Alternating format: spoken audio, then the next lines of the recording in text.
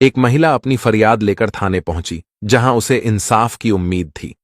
लेकिन जैसे ही महिला ने अपना बयान देना शुरू किया, वह एसपी साहब की नजरों में आते ही रुक गई। सामने बैठे एसपी और कोई नहीं, बल्कि उसका तलाकशुदा पति निकला। यह मुलाकात न सिर्फ महिला के लिए, बल्कि एसपी साहब के लिए भी असहज कर देने वाली थी।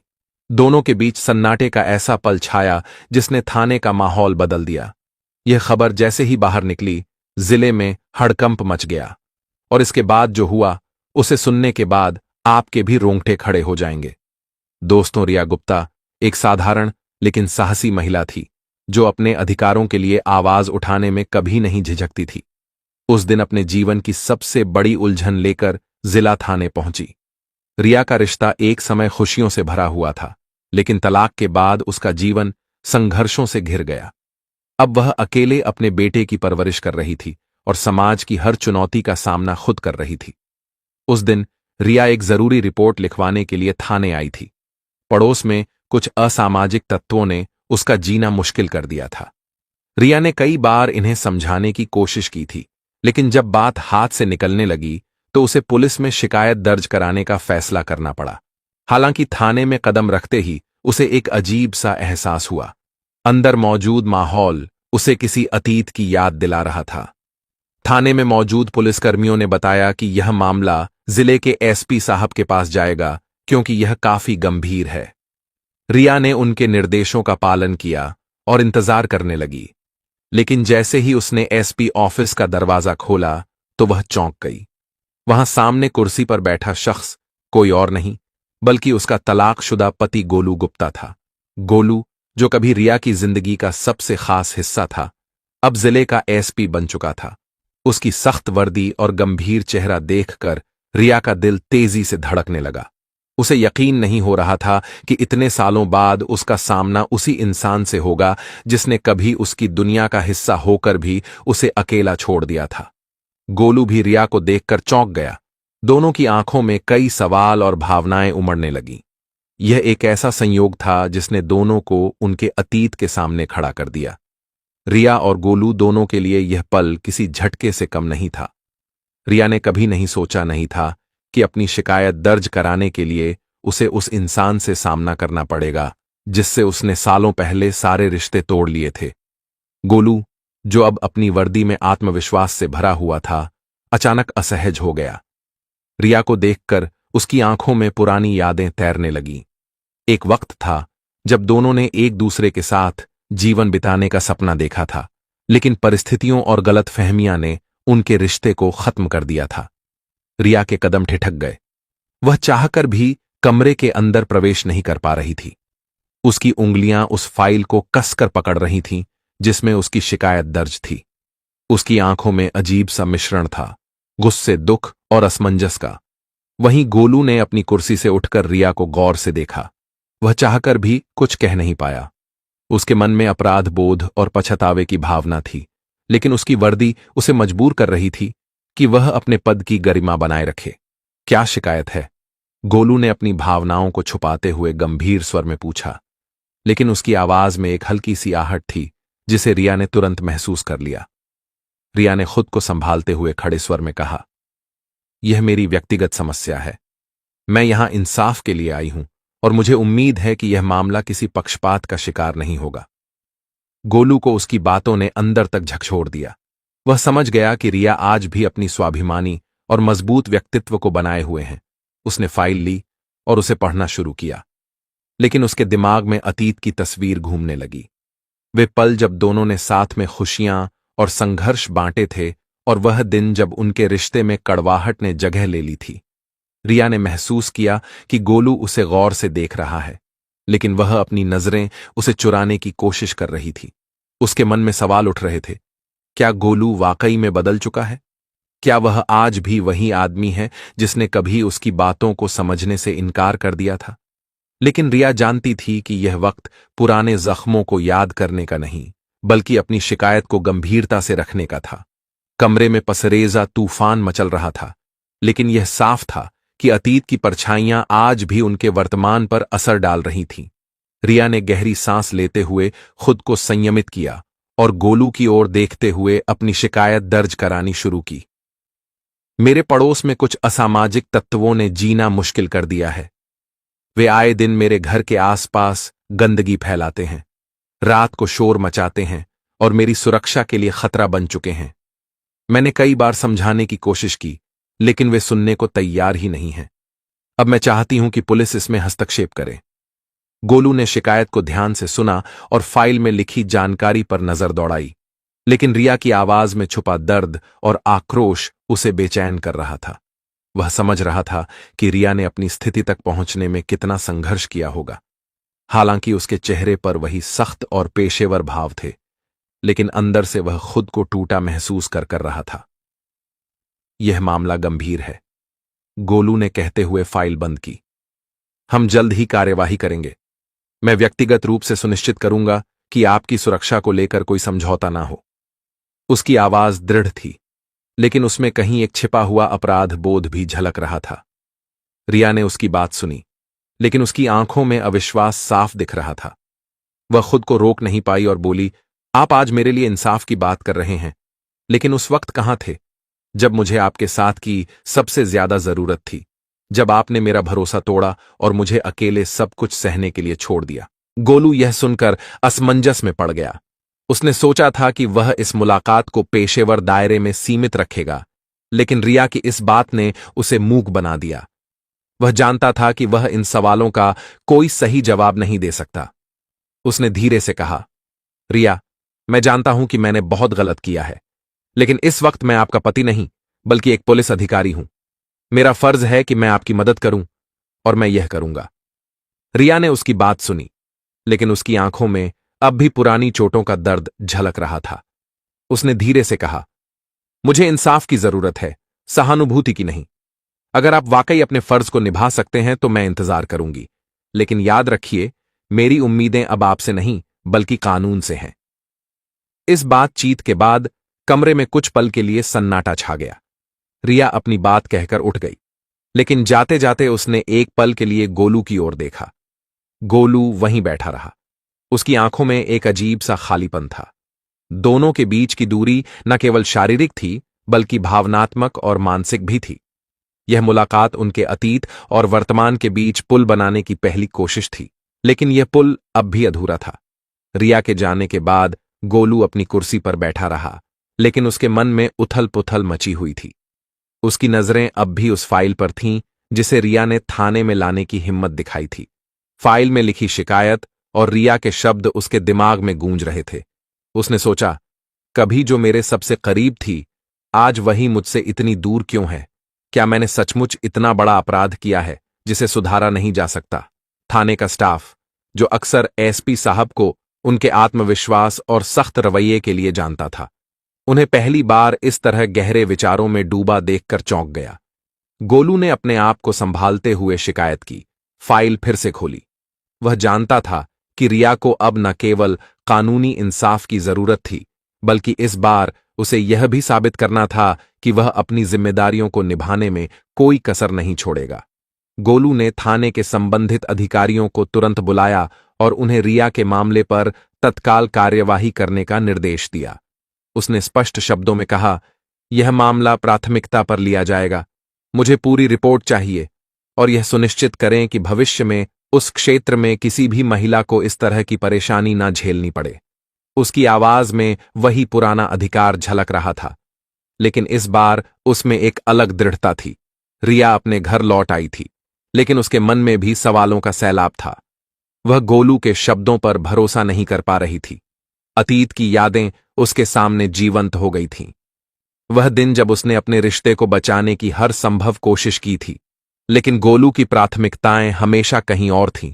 उसने अपने आप से कहा, अब मैं कमजोर नहीं हूं, मैंने अपने जीवन को खुद संभाला है, और अब मैं किसी पर निर्भर नहीं हूं, चाहे वह गोलू ही क्यों ना हो।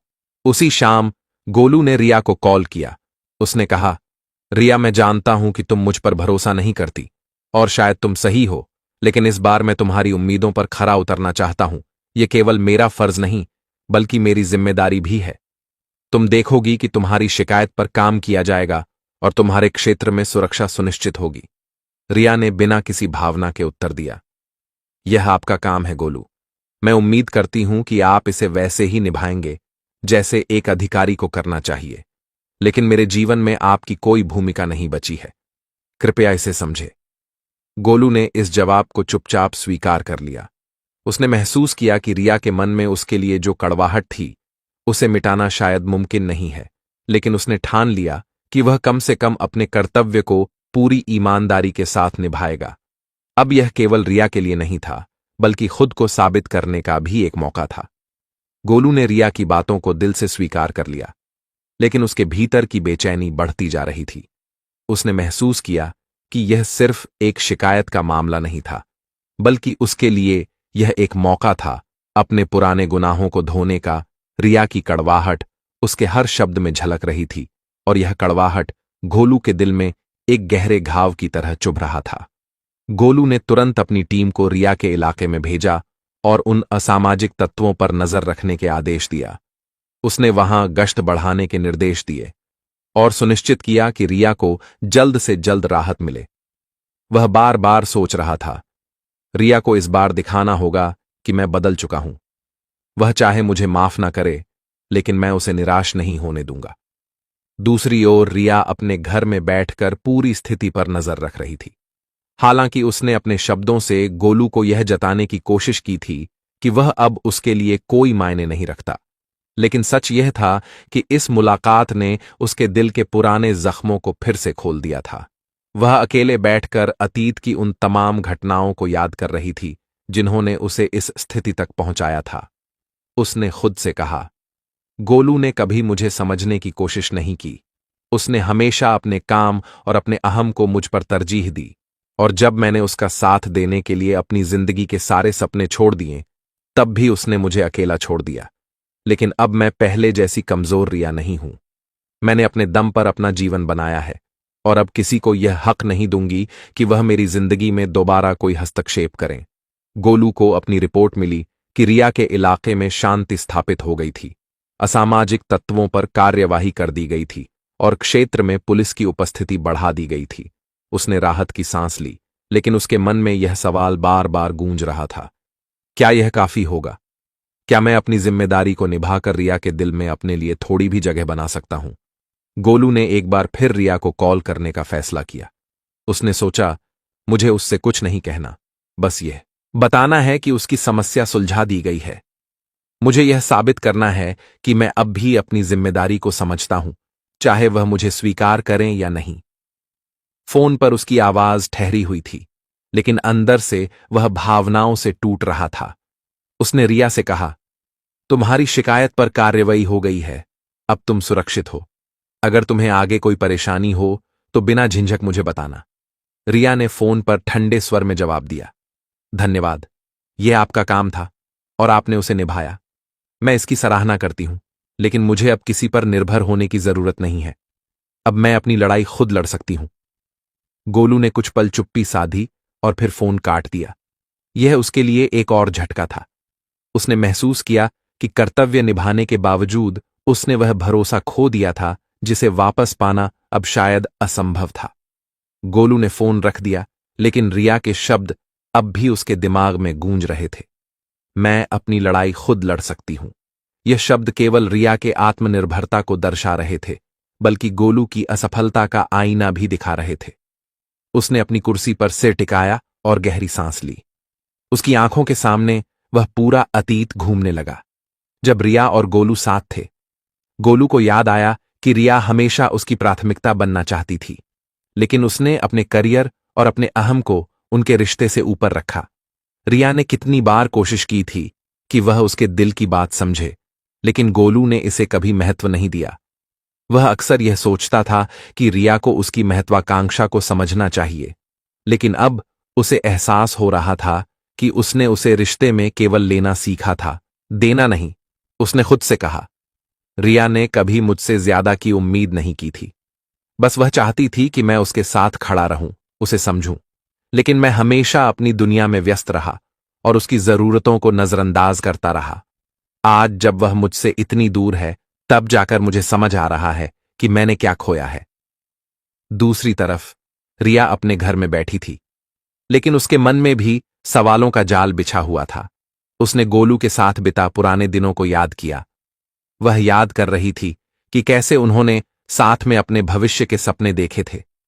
लेकिन जैसे जैसे समय बीता, गोलू की प्राथमिकताएं बदल गईं। उसका काम और पद उसकी जिंदगी का केंद्र बन गया और रिया खुद को एक परछाई की तरह महसूस करने लगी। रिया ने खुद को संभालते हुए सोचा, अब मुझे पीछे मुड़कर नहीं देखना है। मैंने बहुत कुछ सहा है और अब मैं अपने लिए एक नई दुनिया बना चुकी हूं।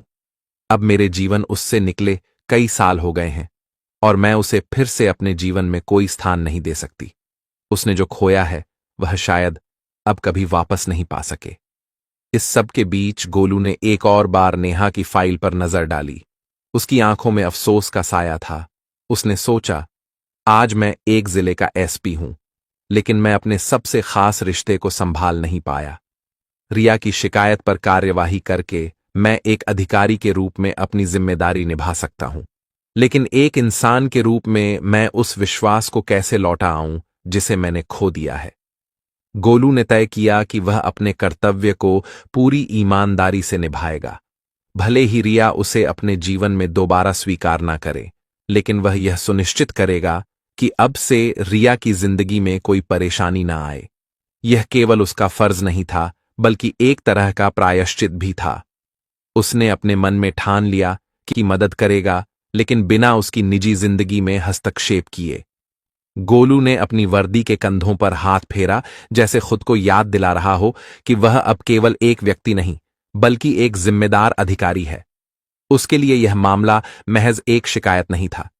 यह उसकी खोई हुई गरिमा और अतीत की गलतियों को सुधारने का आखिरी मौका था।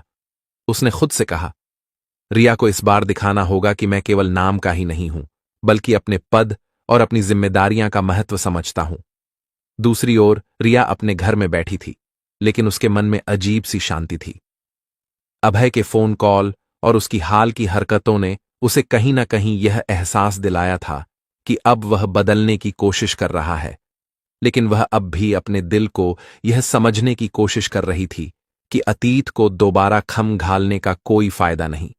रिया ने अपनी जिंदगी को संवारने में सालों लगे थे और अब वह दोबारा उस दर्द से गुजरने को तैयार नहीं थी। रिया के इलाके में अब पुलिस की सक्रियता बढ़ चुकी थी। वहां पहले जैसा शोर शराबा और असामाजिक तत्वों का आतंक खत्म हो चुका था। मोहल्ला के लोग भी रिया के पास आकर कहने लगे, आपकी शिकायत के बाद हालात बदल गए हैं। एसपी साहब ने जो कदम उठाए हैं उससे हमारी जिंदगी बेहतर हो गई है। शायद आपकी वजह से ही हमें यह राहत मिली है। रिया ने मुस्कुराते हुए उनकी बातें सुनी, लेकिन उसके मन में एक हल्की सी कशमकश थी। उसने सोचा, गोलू ने अपनी जिम्मेदारी निभाई है, लेकिन क्या मैं उसे इसके लिए सराह हूं? क्या इतने सालों बाद उसके इस कदम से वह सब कुछ सुधर सकता है जो हमने खो दिया था? गोलू अब भी रिया के बारे में सोच रहा था। उसने खुद को व्यस्त रखने के लिए काम में डुबो लिया, लेकिन उसके भीतर यह सवाल बार बार उठता, क्या रिया मुझ पर फिर से भरोसा कर पाएगी? क्या मैं उसे यह यकीन दिला पाऊंगा कि मैं अब वैसा इंसान नहीं हूं जिसने उसे कभी नजरअंदाज किया था? कुछ दिनों बाद गोलू ने रिया के घर के पास से गुजरते हुए देखा कि वह अपनी स्कूटी पर बैठकर कहीं जा रही थी। उसने दूर से ही उसे देखा और बिना किसी संवाद के चुपचाप अपनी कार में बैठा रहा। उसने महसूस किया कि अब नेहा को रोकने या उसके जीवन में वापस आने की कोशिश करना गलत होगा। उसने तय किया कि वह उसकी आजादी और आत्मनिर्भरता का सम्मान करेगा। रिया, जिसने गोलू को अपनी ओर देखते हुए महसूस किया था, एक पल के लिए रुकी, लेकिन फिर उसने अपना ध्यान भटका और अपने रास्ते पर बढ़ गई। उसने सोचा, अतीत को हमेशा पीछे ही छोड़ देना चाहिए। मैंने अपनी जिंदगी अपने दम पर बनाई है और मुझे अब किसी सहारे की जरूरत नहीं। गोलू की आंखों में एक नम झलक थी, लेकिन उसके चेहरे पर सुकून का भाव भी था। उसने खुद से कहा, शायद नेहा की जिंदगी में अब मेरी कोई जगह नहीं है, और यह ठीक भी है, लेकिन मैं हमेशा उसकी खुशी और सुरक्षा के लिए खड़ा रहूंगा। भले ही वह इसे जाने या न जाने, दोनों ने अपने अपने रास्ते चुन लिए थे। रिया अपने आत्मनिर्भर जीवन की ओर बढ़ रही थी और गोलू ने अपनी जिम्मेदारियों को ही अपनी प्रायश्चित की राह मान लिया था। उनके रास्ते अब भले ही अलग हो गए हों, लेकिन दोनों ने अतीत से जो सबक सीखे थे वे उनके जीवन के नए सफर का आधार बन चुके थे। कुछ दिन बाद रिया अपनी गली में बच्चों को पढ़ा रही थी।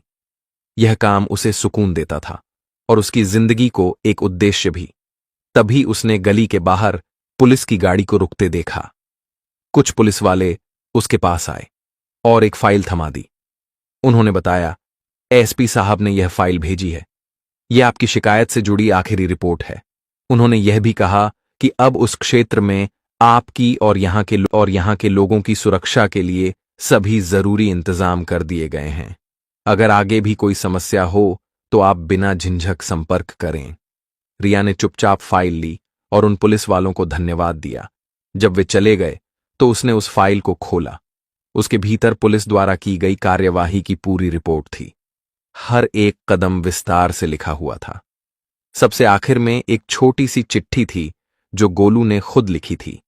उसमें लिखा था, नेहा, मैं जानता हूं कि मैंने तुम्हारे भरोसे को तोड़ा था और अब शायद तुम्हारे दिल में मेरे लिए कुछ भी नहीं बचा, लेकिन यह मेरी जिम्मेदारी थी जिसे मैंने निभाने की कोशिश की। तुमने मुझे एक अधिकारी होने का असली मतलब समझाया। अब मैं अपने अतीत को पीछे छोड़कर एक बेहतर इंसान बनने की कोशिश करूंगा। तुम्हारे आत्मनिर्भर और सशक्त जीवन को देखकर मुझे गर्व होता है। बस इतना जान लो कि मैं हमेशा तुम्हारी खुशी की दुआ करूंगा। रिया ने वह पत्र पढ़ा और कुछ पल के लिए ठहर गई। उसकी आंखों में हल्की नमी आ गई, लेकिन उसके चेहरे पर एक सुकून भरी मुस्कान भी थी। उसने पत्र को फाइल के अंदर वापस रखा और खुद से कहा, गोलू ने आखिरकार समझ लिया कि असली ताकत क्या होती है। लेकिन अब मेरी राह अलग है। मैंने अपनी जिंदगी खुद बनाई है और अब मैं इसे किसी और के साथ में नहीं जीऊंगी। गोलू ने भी उस दिन अपने से जाते वक्त आसमान की ओर देखा और गहरी सांस ली। उसने खुद से कहा, रिया ने जो सिखाया वह मेरे जीवन का सबसे बड़ा सबक है। मैं उसके प्यार को वापस नहीं पा सका, लेकिन शायद यह सजा ही मेरे लिए सही है। उसे खुश देखकर ही अब मुझे सुकून मिलेगा। रिया और गोलू ने अपने रास्ते अलग कर लिए थे, लेकिन दोनों के दिलों में एक दूसरे के लिए सम्मान का भाव बाकी रह गया। एक अधूरी कहानी ने दोनों को मजबूत और बेहतर इंसान बना दिया था। कभी कभी सच्चा प्यार दूरी में ही अपना मतलब पाता है, क्योंकि उस दूरी से ही हम खुद को और अपने रिश्तों को बेहतर समझ पाते हैं। दोस्तों, आपकी जो भी राय है कमेंट बॉक्स में लिख सकते। आपका कीमती समय देने के लिए दिल से धन्यवाद। और हां, हमारे YouTube चैनल सब्सक्राइब करना न भूलें।